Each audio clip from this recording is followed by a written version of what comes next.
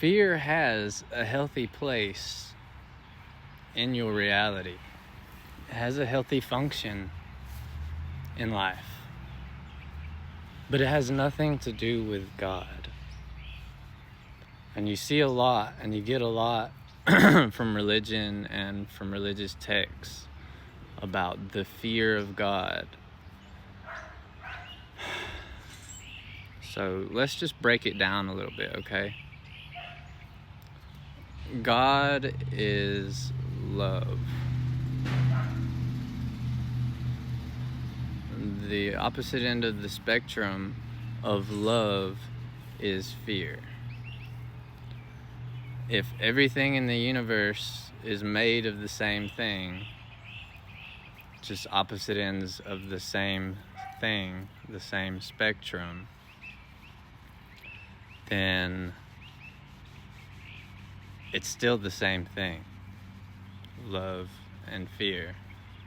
It's just at other ends of the spectrum. But fear is as far away from the other side as you can get. Love, fear. Love, fear. One line. This is duality. If you can be convinced to have a fear of God, then you are literally being convinced to not have anything to do with God because you're afraid. Fear literally blocks us from experiencing divinity. Nothing can be outside of God.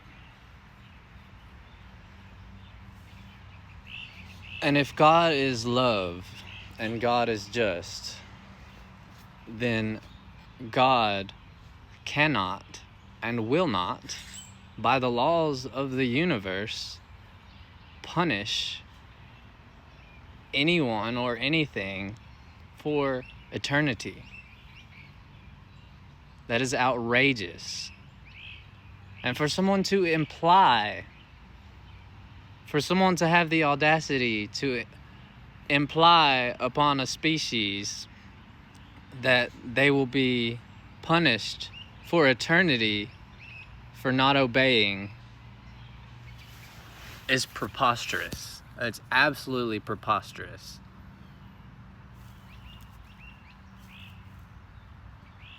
That's a scary thing to look at from the outside if you're used to having the fear of God and being scared of going to hell if you don't follow the rules just right.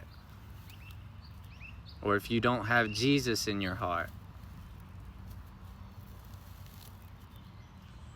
There's nothing that separates me or someone in the church that says they have Jesus in their heart, or an atheist, or someone who says that they hate God.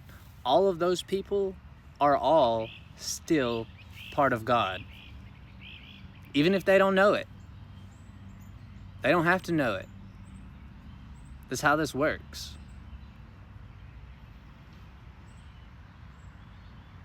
There are checks and balances in this system. And trust me, there is a God. There is a creator.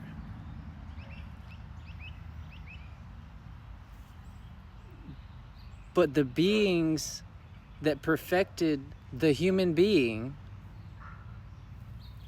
and then used and abused us on this planet and called themselves gods, and then the one God was conquering everyone and calling himself the one true God. This is not the creator of the universes. These were beings that were not following the rules of the universes. They were breaking all kinds of rules. This is a fallen universe. And you see what happens in a fallen universe? As these beings that created the human beings, they were not like human beings. They were far, far, far more advanced technologically and spiritually. They were eternal, if you will. They had the secrets to eternal life. We're talking about very powerful beings here that came here, and they had a job to take care of this planet and some other things. And this is where that has led us. The thing that those beings didn't understand is that as they were breaking the laws of the universe, their souls were being ripped apart and placed into the very beings that they were trying to control and manipulate. So yes, what I am implying is that these godlike beings came here to Earth, created the human beings, and then used and abused the human beings. But what these godlike beings could not see was that the pieces of their soul that they were losing by breaking all these rules and giving their power away and doing these atrocities, they were placing those pieces of their soul into these human beings, therefore karmically tying these beings to Earth until the price is paid for what was done here.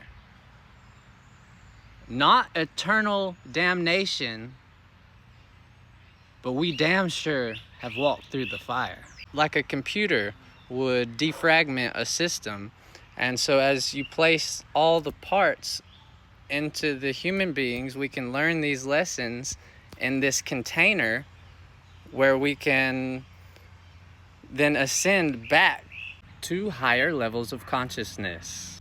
What a lesson that we have all learned, right?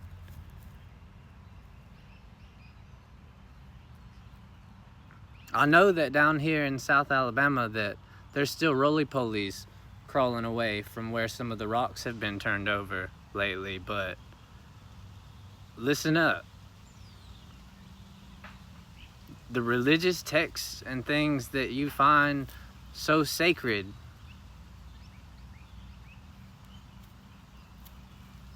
are misleading you.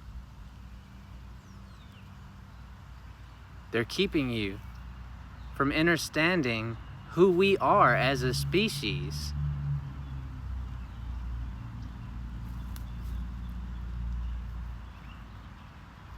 Now is the time to rise up.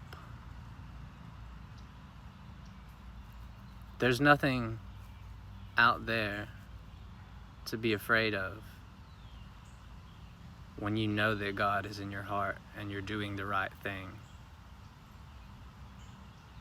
Nothing.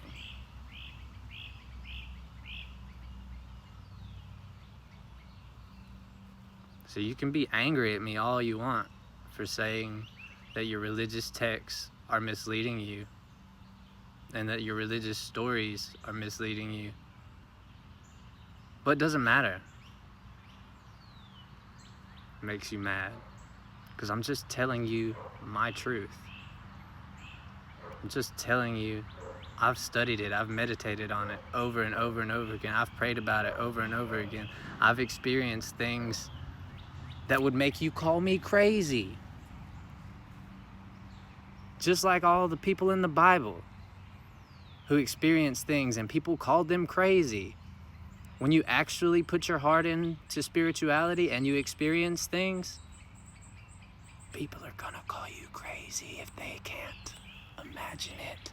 If they can't picture what you have experienced because of their own set of rules in their reality that they've created, they can't do anything except evolve or call you crazy and go the other way.